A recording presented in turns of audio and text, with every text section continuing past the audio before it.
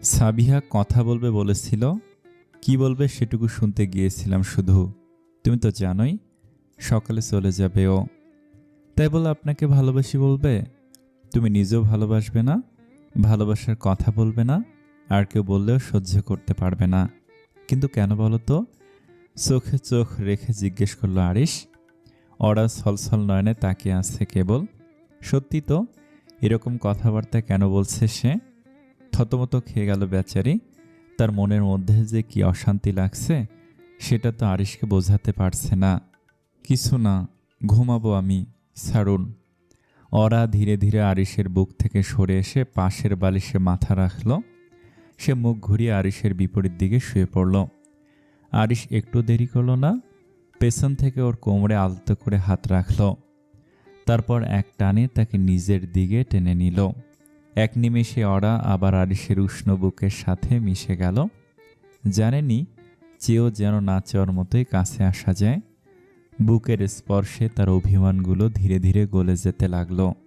প্রতিদিন তো এভাবে বুকের ভেতরেই ঘুমাও, আজ আবার ছাড়তে বলছো কেন? ভাবখানা এমন, তুমি বললেই যেন কথা শুনবো আমি। কথাগুলো শুনে শুকনো ঢোক গিলল ওরা। কিছুদিন ধরে লোকটা একেবারে ভদ্রলোক হয়ে গেছে, জোরাজুরি করতে আসে না, কিন্তু এখন যদি কিছু করে, এই লোককে একটুও বিশ্বাস নেই। কখন কি করে বসে বলা যায় না। ওরা দোটানায় পড়ে গেছে। মনটাও আগের মতো নেই মনে হচ্ছে। কেমন একটা উড়ু উড়ু ভাব। কেন এমন হচ্ছে? আপনি? হ্যাঁ আমি। আপনি দূরে সরুন। আজকে আমি নিজে নিজেই ঘুমাবো, বুকের ভিতর জড়িয়ে না। কথা শেষ হতে না হতে আরিশ ওরাকে জাপটে ধরে বিছানায় চেপে ধরল। ওরা কিছুটা ধাক্কা দিয়ে সরে যাওয়ার চেষ্টা করল। পুরোটা দৃশ্য যেন কোনো এক বুনো হুলো বেড়ালের সঙ্গে কসরত। কিন্তু ওই যে, যতই চেষ্টা করুক না কেন, আরিশের বাঁধন ভাঙা গেল না, বরং প্রতিটা ছটফটানিতে যেন আরো বেশি করে জড়িয়ে গেল সে।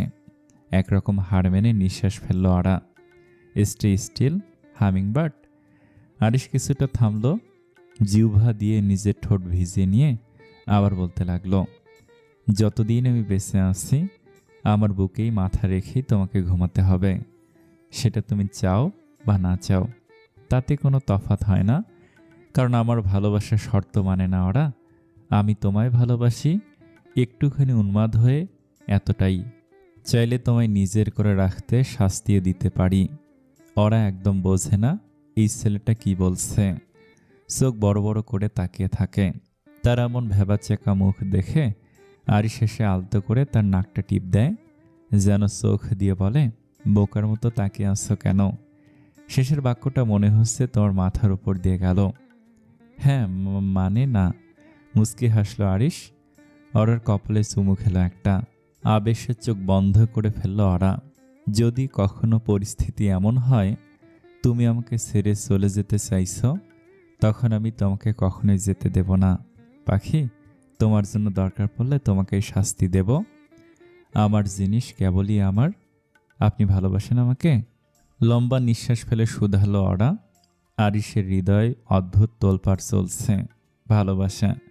সে কি ভালোবাসে ওরাকে? এই যে বুক ধুকপুক করা, তার সংস্পর্শে এলে নিজেকে পৃথিবীর সবচেয়ে সুখী মানুষ মনে হওয়া, ঠোঁটের কোণে হাসি ফুটে ওঠা, তার একটু অনুপস্থিতিতে হৃদয়ে যন্ত্রণা হওয়া, এসবই কি ভালোবাসা? নিজের সাথে বাকবিতণ্ডায় জড়িয়ে গেল আরিশ। তাকে তো ওরার প্রশ্নের উত্তর দিতে হবে। ওরা আগ্রহী হয়ে তাকিয়ে আছে। আরিশের উত্তর শুনতে হবে তাকে। আরিশ যদি এই ভয়ঙ্কর কথাটা বলে সে তাকে সত্যি ভালোবাসে, তখন ওরা কি করবে? এই মানুষটা ভালোবাসার পথে হাঁটলে তাকে কিভাবে বলবে? ওরা এখনো সংশয় আছে। সে জানে না আরিশের সাথে সত্যি থাকতে পারবে কিনা। মাঝে মধ্যে মনে হয় এই জেলখানায় আর থাকা সম্ভব না, কিন্তু পরক্ষণে আরিশের পাগলামি, কেয়ার, যন্ত্রণা দেওয়া ছোঁয়াগুলো ওরাকে তার প্রতি দুর্বল করে তোলে। ভালোবাসা কি জানি না হামিংবার্ড, আমি শুধু জানি তোমাকে চাই, আজীবন চাই। আমার জীবনের প্রতিটি সেকেন্ড, মিনিট তোমার সাথে কাটাতে চাই আমি। এতটুকু একটা মেয়ে কি এমন করলে বলো তো? আমি তো এমন ছিলাম না পাখি। আমি অতটুকু একটা মেয়ে, আরিশের সব কথা রেখে নিজের প্রতি অপমানজনক কথাটাই ভালো মতো কানে ঢুকলো তার। আরিশ না হেসে পারল না আর। এই প্রথম আরিশকে প্রাণ খুলে শব্দ করে হাসতে দেখলো ওরা। নিজের দিকে তাকাও, তারপর আমার দিকে দেখো একবার। ওরা অবাক হয়ে তাকালো, নিজের দিকে চোখ গেল, তারপর ধীরে ধীরে আরিশের দিকে। কিন্তু ওমা, আরিশ তো তার ওপর এভাবে চেপে আছে যে সে তো ওকে ঠিকমতো দেখতেই পাচ্ছে না।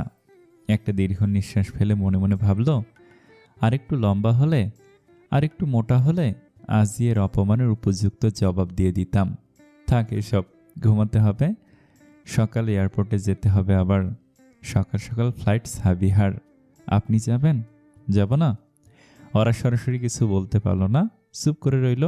আরিশ তাকে নিয়ে সোজা হয়ে শুয়ে বলল, জানো ওরা, মাঝে মধ্যে ভাবি তুমি যদি আমাকে আমার মতো করে ভালোবাসতে, পরক্ষণে মনে হয় তাহলে আমি খুশিতে মরে যেতাম। এসব বলতে নেই। ও ভালো কথা, ডাক্তারের কাছে গিয়েছিলাম আজ, বললেন আমি মোটামুটি সুস্থ হয়ে গেছি, ঠিকমতো চললে পুরোপুরি সুস্থ হয়ে যাব। আমি কি সত্যি অসুস্থ? ওরা কি বলবে বুঝতে পারছে না। যদি বলে সে অসুস্থ, তারপর যদি আরিশ রেগে যায় তখন?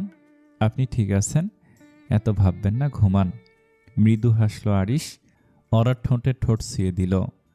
কয়েক মিনিট ওভাবেই চলল সব। তারপর দু হাতে আগলে ধরল ওরাকে। গ্রীষ্মের শহরের দুপুরে রোদের তাপে রাস্তা পুড়ে যাচ্ছে। গাড়ির হর্ন, ক্লান্ত মানুষ আর দূরে শুয়ে থাকা রিকশাওয়ালা, সবাই যেন এক স্বস্তির নীরবতায় তীব্র গরমে ডুবে আছে। আকাশ রুক্ষ আর শহর ঘাম ও ধুলোর মধ্যে বেঁচে থাকে। মেয়ের দেশ ছাড়ার পর থেকে তাসলিমা খুব ভেঙে পড়েছেন। ছোট থেকে কখনো কাজ ছাড়া করেননি সাবিহাকে, অথচ আজ এত দূর গেল মেয়েটা, তাও একা। এসব ভেবে ভেবে ভদ্র মহিলার শরীরটাও একটু খারাপ হয়ে গেছে। ঠিক মতো খাওয়া দাওয়া করেন না। তালহা অবশ্য মায়ের সাথে কথা বলে তার মন ভালো করার চেষ্টা করে, তবে একজনের শূন্যতা কখনো আরেকজনকে দিয়ে পূর্ণ করা যায় না। একজন মায়ের কাছে তার প্রতিটি সন্তানই আলাদা আলাদা জায়গায় অবস্থান করে। কাকি? আনমনে বসেছিলেন তাসলিমা, তামান্নার ডাকে নড়েচড়ে উঠলেন। দুপুরের সময় এখন, সবাই খেয়ে নিলেও তিনি কিচ্ছু খাননি। সেজন্য বেডরুমে খাবার নিয়ে এসেছে তামান্না। কি হয়েছে? তামান্না খাবার হাতে ঘরে প্রবেশ করলো। খাটের এক পাশে দাঁড়িয়ে খাবারগুলো একে একে বিছানার উপর রাখতে লাগলো সে। খেয়ে নিন, আপনি এভাবে না খেয়ে অসুস্থ হয়ে পড়লে তালহা ভাই, সাবিহা আপু সবাই কষ্ট পাবেন। এত দরদ দেখাতে হবে না, নিজের কাজে যাও তুমি। অন্য সময় হলে তামান্না কিছু একটা বলতো নিশ্চিত, কিন্তু এখন বলার পরিস্থিতি নেই। তাসলিমা যেমনই হোক, এখন তাদের মন খারাপ, আর খারাপ সময় কারোর সাথে এমনভাবে কথা বলা উচিত না যাতে করে সে আরও কষ্ট পায়। খাবার রেখে গেলাম। তামান্না ধীর পায়ে ঘর থেকে বেরিয়ে গেল। তাসলিমা খাতুন দরজার দিকে তাকিয়ে রইলেন। তালহার সাথে কথা বলতে হবে। দিন দিন এই কাজের মেয়েটার সাথে ঘনিষ্ঠতা বাড়ছে তার। এসব ভাবতে ভাবতে আবার খেতে শুরু করলেন তিনি। সন্ধ্যাবেলা রায়হান চৌধুরীর বাড়ির ড্রয়িং রুমে দুটি সোফায় বসে আছেন দুই ভাই, ফারুক চৌধুরী আর রহমান চৌধুরী। রুমের জানালা দিয়ে শীতল সন্ধ্যার আলো প্রবাহিত হচ্ছে, আর বাইরের কিছুটা অন্ধকার পড়তে শুরু করেছে। ঘরের কোণে একটি টেবিল, যেখানে কিছু বই রাখা, আর রান্নাঘর থেকে চায়ের হালকা গন্ধ ভেসে আসছে। কোনোভাবে যদি একবার মেয়েটা বাড়ির বাইরে বের হতো, তবেই খেলা জমে যেত ভাই। ফারুক চৌধুরী কিছুটা আক্ষেপ নিয়ে বললেন কথাটা। রহমান চৌধুরী ভাইয়ের কাঁধে হাত রাখলেন। শান্ত হ, কতক্ষণ বাড়ির বাইরে না বেরিয়ে পারবে? এক সময় না এক সময় আরিশের স্ত্রীকে বাড়ির বাইরে বের হতেই হবে, আর সেই সুযোগটাকে কাজে লাগাবো আমরা। লোকজন গুম করে দেয়া আমাদের বা হাতের খেল ফারুক, আর একবার বিবি গায়েব হয়ে গেলে মিয়া সাহেব এমনি শেষ হয়ে যাবে। বড় ভাইয়ের কথায় বেশ আনন্দিত হলেন ফারুক। এর মধ্যে চা নিয়ে সেখানে উপস্থিত হলেন আয়েশা চৌধুরী, রহমান চৌধুরীর স্ত্রী তিনি। দুই ভাইয়ের অনেক প্ল্যান প্রোগ্রাম হলো, এখন চা খেতে নাও, সাথে পাকোড়া। ভাবির কথায় মুচকি হাসল ফারুক। রহমান বললেন, ঠিক আছে, ভিতরে যাও এখন। আয়েশা কেবল মাথা নেড়ে রান্নাঘরের দিকে পা বাড়ালেন। এই বাড়িতে মেয়েদের কোনো কদর নেই, তারা যেন সবসময় পর্দার আড়ালে অনিশ্চিত এক জীবনে বন্দী। রান্নাবান্না করা, সন্তানদের যত্ন নেওয়া, এটাই তাদের একমাত্র দায়িত্ব। আর সেই কাজগুলো করতে করতে জীবন চলে যায়। স্বামীর কাছে কোনো রকম সম্মান বা ভালোবাসা তাদের ভাগ্যে নেই, যেন তারা শুধুই দাসী, যাদের কাজ শুধু আদেশ পালন করা আর কিছু নয়। অফিস থেকে ফিরেই তামান্নাকে খুঁজছে তালহা। প্রথমে রান্নাঘর, তারপর আশেপাশে উকি ঝুঁকি দিয়েও যখন পেল না তাকে, তখন তামান্নার ঘরের দিকে এগোলো। ধীর পায়ে এগিয়ে গেল তার রুমে। দরজা খোলাই ছিল, কিন্তু রুমেও দেখা যাচ্ছে না মেয়েটাকে। আশেপাশে তাকাতে তাকাতে ওয়াশরুমের দরজা খোলার শব্দ শুনতে পেল তালহা। ঘরে এসে তালহাকে দেখে বেশ অবাকই হলো তামান্না। আপনি? হ্যাঁ, এদিকে এসো। কেন? তালহা নিজেই এগিয়ে গেল তামান্নার দিকে। তামান্না শুধু ফ্যালফ্যাল দৃষ্টিতে তাকিয়ে আছে তালহার দিকে। ছেলেটা পকেট থেকে একটা বেকি ফুলের গাজরা বের করে তামান্নার হাতে ধরিয়ে দিল। দাঁড়াও। তালহা তামান্নার আধ খোলা চুলগুলো পুরোপুরি খুলে খোপা করতে শুরু করেছে। দেখে বিস্ময়ে কথা বলতেও যেন ভুলে গেল তামান্না। খোপা করা শেষে চুলে গাজরাটা ভালো করে পেঁচিয়ে দিল তালহা। এবার ঠিক আছে। এসব কি ছিল? সেদিন না বললে খোপায় বেলি ফুলের গাজরা দেওয়ার খুব ইচ্ছে তোমার? তো ইচ্ছে পূরণ করলাম। হ্যাঁ বলেছিলাম, কিন্তু এটাও বলেছিলাম নিজের প্রিয় মানুষের হাতে খোপায় বেলি ফুলের গাজরা পড়তে চাই। তামান্নাকে অবাক করে দিয়ে হাঁটু গেড়ে বসল তালহা। তার চোখে মুখে দৃঢ়তা। তামান্না পূর্ণ দৃষ্টিতে তাকিয়ে রইল। তার চোখে কিছুটা অবিশ্বাস্য ছিল। পরনে সাদা শার্ট, কালো স্যুট আর ফর্মাল প্যান্ট, একেবারে পরিপাটি সজ্জিত। ঠোঁটের কোণে একটা প্রশস্ত হাসির রেখা। কোটের পকেট থেকে একটা গোলাপি রঙের গোলাপ বের করে সামনে বাড়িয়ে দিল তালহা। গোলাপি রঙের গোলাপ পছন্দ তামান্নার। মেয়েটার সব কিছু যেন এখানেই থমকে গেছে। বিশ্বাস করতে পারছে না কি হচ্ছে বা হতে চলেছে। Miss Tamannaah Bhatia, due marry me? আপনি কি আমাকে বিয়ে করবেন? নিঃশ্বাস যেন আটকে এসেছে তামান্নার। চোখ ছলছল করছে। তালহা হেসে তাকিয়ে আছে ওর দিকে। তামান্না কি বলবে বুঝতে পারছে না। যা হচ্ছে তা অবিশ্বাস্য লাগছে ওর কাছে। সমস্যা নেই, বসে আমি আছি, আপনি সময় নিন, তামান্না ভাটিয়া বলে কথা। তামান্নার ঠোঁট কাঁপছে, গলা শুকিয়ে আসছে। কি করবে বুঝতে না পেরে তালহার মুখোমুখি বসে পড়ল সে। হু হু করে কেঁদে উঠল। ভরকাল তালহা। কোনো কিছু না ভেবে বুকে জড়িয়ে ধরল তামান্নাকে। এই তামু, আমি কি তোমাকে ভুল কিছু বললাম? বিশ্বাস করো, তোমাকে কষ্ট দেওয়ার মতো কিছু করতে চাইনি আমি। নিজের সাথে বোঝাপড়া করে তবেই এই সিদ্ধান্তে উপনীত হয়েছে আমি। তুমি না চাইলে কোনো সমস্যা নেই, আমরা আগের মতোই থাকবো। প্লিজ কান্না করো না। তোমাকে এভাবে দেখতে একটু ভালো লাগছে না আমার। তামান্না তালহাকে ছাড়িয়ে বসা থেকে উঠে দাঁড়িয়ে ওড়না দিয়ে চোখ মুখ মুছল। তালহা কিছু বুঝতে পারছে না, এখনও ওভাবেই বসে আছে। আবার প্রপোজ করুন তালহা ভাই, মুস্কি হেসে বলল তামান্না। তালহা জোরে হেসে উঠল। Do you marry me my queen? Tamanna তালহার হাত থেকে গোলাপটা নিল। বসা থেকে উঠে দাঁড়ালো তালহা। তামান্নাকে জড়িয়ে ধরতে গেলে দূরে সরে গিয়ে বলল তামান্না, বিয়ে করব বলেছি, জড়াজড়ি করব বলিনি। উপস, ভুল হয়ে গেছে আমার, ক্ষমা করে দিন মহারানী। ভুল তো করেছিনি। তো শাস্তি দিতে চাচ্ছ? না মানে আপাতত না, পরে ইচ্ছে হলে বলবো। ওকে, আপাতত চলো, খিদে পেয়েছে খুব। দেয়াল ঘড়ির দিকে তাকালো তামান্না। রাত 10টা বাজলো বলে। হ্যাঁ হ্যাঁ চলুন, ডিনারের সময় হয়ে গেছে, ভাইয়া ভাবিও খেতে চলে আসবে। চলো। দুজনে একসাথে ঘর থেকে বেরিয়ে ডাইনিং রুমের দিকে এগোতে লাগলো।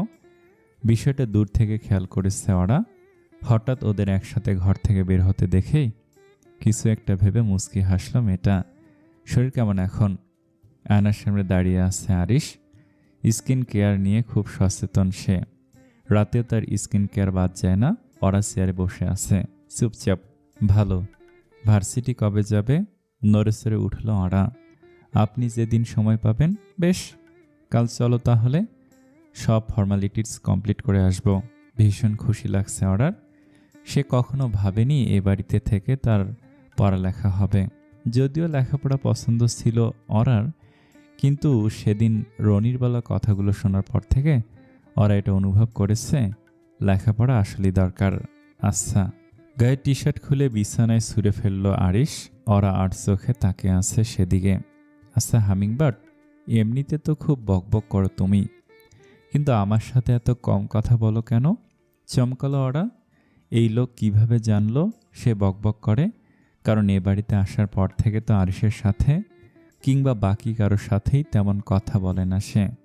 কই? ক্রূর হাসল আরিশ, এগিয়ে গেল অরার দিকে। আচমকা অরার হাত দুটো চেয়ারের পিছনে চেপে ধরে অন্য হাতে থুতনিতে শক্ত করে হাত রাখল সে। কিছুটা ভয় পেলেও কোনো প্রতিক্রিয়া দেখালো না ওরা।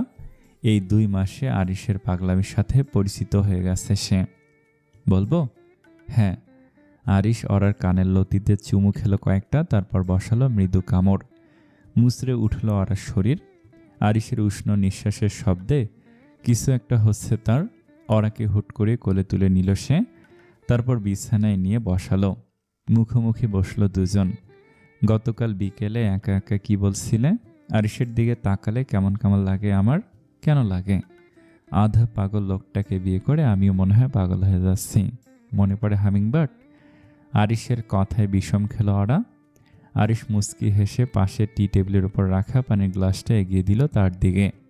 ওরা পানি পান করে কিছুটা শান্ত হলো বটে, তবে আরিশ কিভাবে তার গতিবিধি জানল সেটাই ভাবার বিষয় এখন। আপনি কি করে জানলেন? ওইদিকে তাকাও। রুমের এক কোণায় তাকালো ওরা। এটা তো সিসিটিভি ক্যামেরা, তার মানে ঘরে বসে বসে যা করে যা বলে সব কিছুই দেখতে পায় আরিশ। কি লজ্জা! আপনি এটা ঠিক করেননি আরিশ। আমি এমনিতেই বেঠিক মানুষ পাখি। এখন বলো আমার দিকে তাকালে কেমন লাগে? কেমন লাগবে আবার? অস্বস্তি লাগে। আপনি যেভাবে রাগ করেন ভয় লাগে, এটাই। আরিশ অরার গালে 2 হাত রাখল, কপালে কপাল ঠেকালো, ফিসফিস করে বলল, আর কিছু? ওরা মোহচ্ছন্ন হয়ে গেছে। আরিশের এই মোহনীয় কথা তাকে ভীষণ টানে। হামিংবার্ড? জি, I think I love you. ওরা হৃদস্পন্দন যেন এক লাফে অনেকটা বেড়ে গেল। শরীরটা হঠাৎ করে হালকা লাগতে শুরু করলো, যেন কোনো অদৃশ্য ভেলায় চড়ে সে মহাশূন্যে ভাসছে। সময়টা থেমে গেছে। শব্দহীন এক শূন্যতায় কেবল ওদের দুজনের নিঃশ্বাস শোনা যাচ্ছে। মনে হচ্ছে গোটা পৃথিবীটা গলে গিয়ে ছোট হয়ে গেছে। তাতে শুধু আরিশ আর ওরা, আর কিছুই নেই। ডিউ? আমি জানি না। জানতে পারলে বলবে? একটা কিস করবে পাখি? আরিশ না বললেও ওরা খুব করে চাচ্ছিল একবার আরিশের কপালে ঠোঁটছিয়ে দেবে সে, কিন্তু নিজে থেকে পারছিল না। এখন কাজটা সহজ হলো। ওরা আর সময় নিল না। আবেশে আরিশের কপালে ঠোঁট ছোঁয়ালো। ওরাকে বুকে জড়িয়ে ধরে বসে রইল আরিশ। এভাবে জড়িয়ে থাকলে মনে হয় পৃথিবীর সবকিছু থমকে গেছে, কেবল ওরা হৃদস্পন্দন চলছে।